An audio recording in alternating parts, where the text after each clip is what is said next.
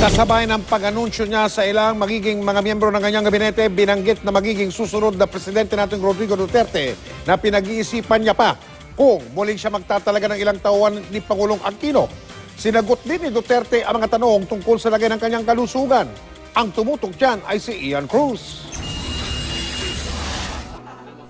5 araw matapos ang eleksyon, hindi nakita ng publiko si incoming President Rodrigo Duterte matapos daw magkasakit.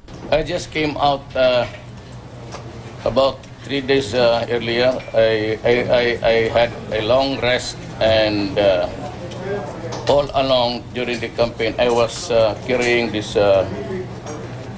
virus in me that caused my bronchial infection. At nag-resume ako ng antibiotics for about 5 days bago ako pinayagan ng doktor na lumabas. Kahit ang spiritual advisor ni Mayor, nagkwento na halos himatay na ang alkalde sa dami ng appointment. In fact, si Mayor napaka-busy, 24 hours, na-collapse na nga halos nung isang beses. Kaya nga, alam natin yung kinalalagyan niya ngayon na influx ng mga tao sa loob na gustong makipagkita sa kanya. Pabirong sinagot ni Duterte ang pagkumusta ng mga mamamahayag sa kanyang kalusugan. May cancer ako, may sakit ako. Nagkaroon ako ng appendicitis, nagkaroon ako. Then yung throat ko,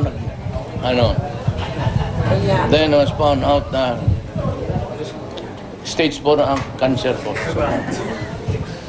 So, nasabi ko na sa inyo nga, yung lungs ko wala nang pumpasok na hangin.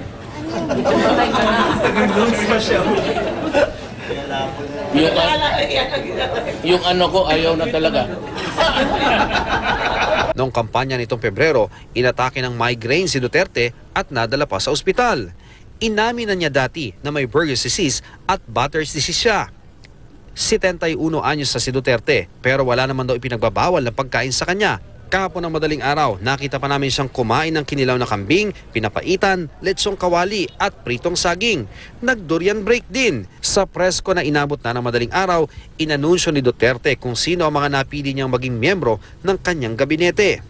Magiging secretary to the cabinet ang campaign manager niyang si Maribojoc Bohol Mayor Leoncio Jun Evasco.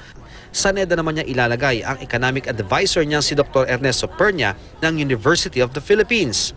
Si dating Justice Secretary Silvestre Bebot Bello III sa DOLE. Balik Presidential Advisor on the Peace Process naman si Jesus Doreza. Si retired AFP Chief of Staff General Hermogenes Esperon ang magiging National Security Advisor, habang si Army Colonel Rolando Bautista ang mamumuno sa Presidential Security Group. Tumanggi si Peter Laurel na maging DepEd Secretary. Hirap daw si Duterte na makakuha ng Health at Education Secretary. Marami ang pumupuna, tila maraming bagong lumang pangalan na bubuo sa gabinete nitong si Duterte. Ang sagot naman ng incoming president, marami silang bagong muka na inalok ngunit tumanggi sa pwesto. Lahat sila, alam mo ano, the primary reason why they declined because of the pay. Iniisip pa ni Duterte kung ire-reappoint ang ilan sa mga economic team manager ni Pangulong Aquino na para magandaan niya ang naging performance pagdating sa ekonomiya. Mula sa Davao City, Ian Cruz, Nakatutok, 24 Oras.